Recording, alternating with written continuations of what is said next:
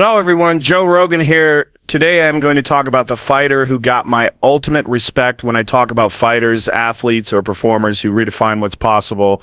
Rey Mysterio is one of those names that always comes to mind. And the crazy thing is, if you've never seen him before, if you've only heard his stats on paper, you'd probably never believe it. 5'6", 170 pounds on a good day, masked, quiet, not the kind of guy you'd expect to dominate a business built on giants. But then you actually watch him, you see the way he moves, the way he connects, the way he defies everything you think you know about what's possible inside a ring, and it clicks. He's not just another wrestler, he's one of a kind. And that's not hyperbole, that's fact. The first thing about Rey that blows my mind is how early he started.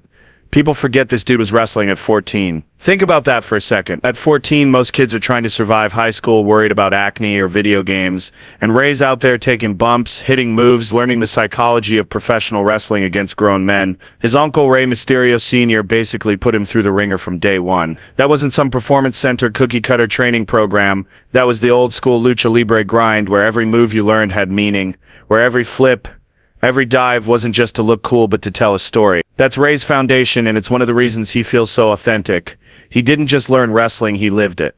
When Rey came to the United States, first in ECW and then in WCW, he absolutely flipped the script on what Americans thought wrestling could look like. Before Rey, the smaller guys, the cruiserweights, they were almost treated as filler, matches to get the crowd hyped before the big heavyweights came out. But when Rey stepped into the ring, especially against guys like Psychosis, Juventud Guerrera, and Dean Malenko, he made people stop and say, holy shit, this is something new. It wasn't just about being fast, it was about creativity. It was about innovation. Rey was hitting springboard hurricane ranas, crazy dives, sequences that people had never seen on mainstream American TV before. And it wasn't sloppy, it wasn't just chaos. It was sharp, it was precise, it was art. That's one of the truths about Rey people don't always talk about. He elevated the entire industry by forcing everyone else to evolve. But what makes him really unique is that he did all of this while being the underdog every single time. Look at the roster. In WCW or later in WWE, guys like Kevin Nash, The Big Show, Batista, Undertaker, monsters. Rey walks into that world, the smallest guy in the locker room, and not only holds his own but becomes believable as a world champion. That's not easy to do.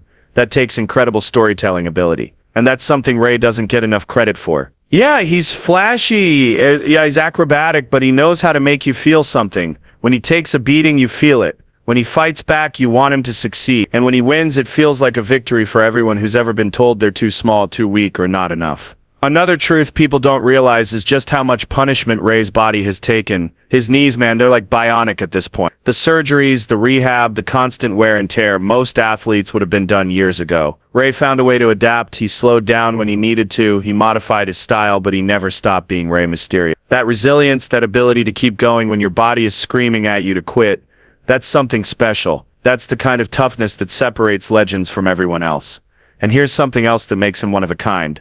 The mask. In Lucha Libre, the mask isn't just a gimmick, it's sacred. It represents identity, family, honor. Most guys who came to the States lost that. They unmasked, they were forced to fit a new mold. Rey kept his mask, and not only did he keep it, he made it iconic. Kids all over the world wear Rey Mysterio masks. Adults wear Rey Mysterio masks. You see it in the crowd, you see it in stores, it's everywhere. And the crazy part is he managed to connect emotionally with people while hiding his face. That's insanely difficult. Think about how much of our connection as humans comes from seeing facial expressions. Rey bypassed all of that. He made you feel with his body language, with his eyes, with the way he sold a move, with the way he celebrated a win. That's a rare talent. Rey's also unique because of the way he elevated everyone he wrestled with. It wasn't just about him looking good. He made his opponents look good too. That's the mark of someone who truly understands the business. He wasn't selfish. He wasn't trying to hog the spotlight. He wanted the match to be great. He wanted the story to work, and in doing so, he lifted entire divisions,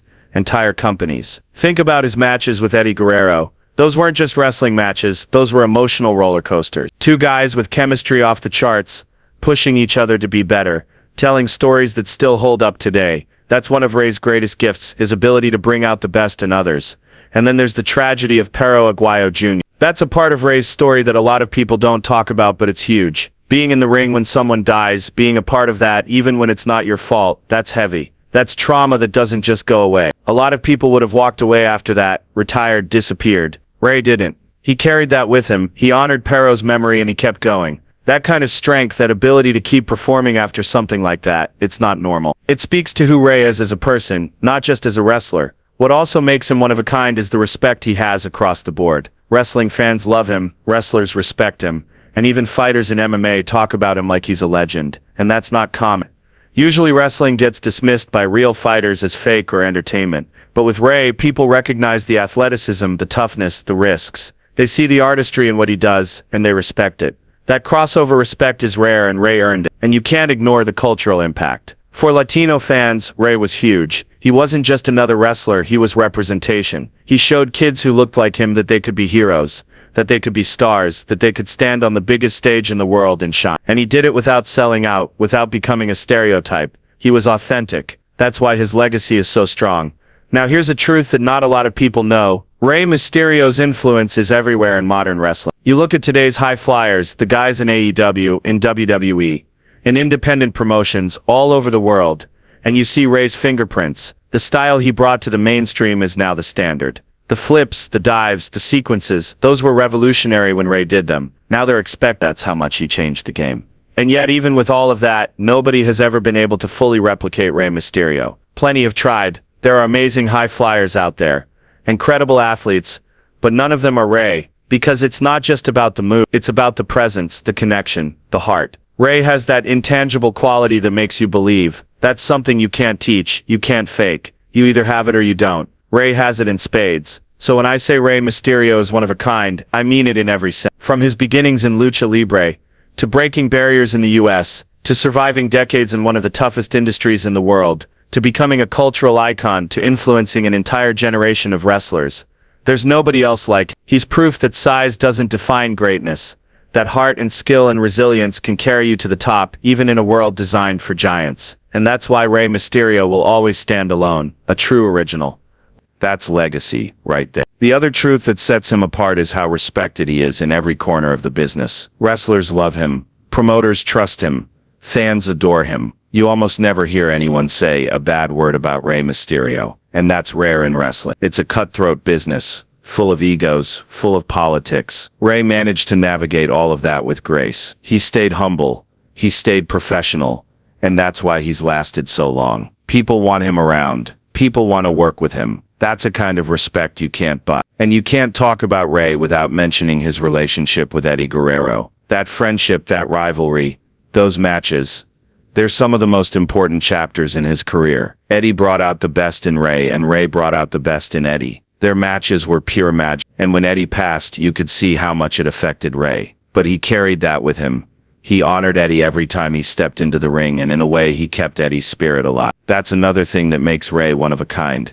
His loyalty, his love for the people who mattered to him. Of course, there's also the shadow of tragedy with Perro Aguayo Jr. That accident in 2015, it wasn't Rey's fault, but being in the ring when another wrestler dies, that's something that would crush most people. But Rey didn't run from it. He carried that weight, he honored Perro's memory, and he kept going. That takes a kind of mental strength that most people will never understand. At the end of the day, Rey Mysterio's story is proof that greatness isn't about fitting the mold. It's about breaking it. He wasn't the biggest, he wasn't the loudest, but he was real, he was authentic, and he had the heart of a giant. And that's why he became a legend. That's why he's still here, still beloved, still performing at a level most guys half his age can't touch. When he finally hangs it up, whenever that day comes, people are going to look back and realize just how much he gave to the business. Not just the highlight reel moves, not just the championships, but the inspiration, the way he made people believe in themselves, the way he showed that being different